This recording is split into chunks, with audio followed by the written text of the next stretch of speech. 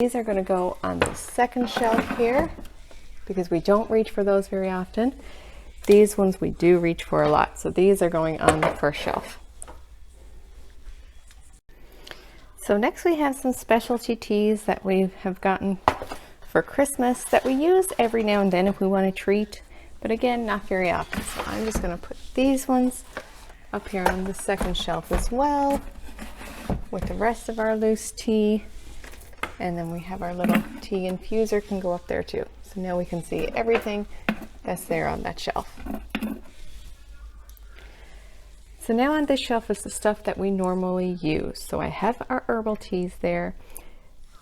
I bought these clear glass canisters with the silver lids. I bought one for tea and one for coffee that we normally use. So like your Tetley tea bags, things like that go in here. And your instant coffee or your K-cups, whatever you use, can fit in there. Then I bought these ones, these little bamboo storage ones, and I bought these for sugar and sweetener. So I have a sugar dish that's usually in the cupboard, but the sugar dish takes up a lot of room with the handles and you can't stack anything on top because you need to be able to access it.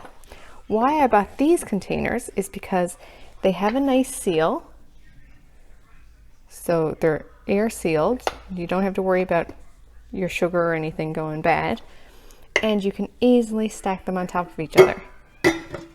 So anytime you need more space, go vertical. If you stack things on top of each other and you can go vertical, you can get a lot more into a small space.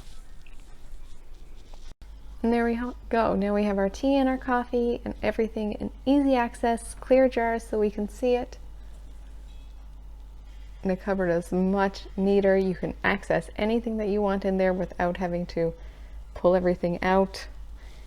And it let me get rid of all these containers and boxes.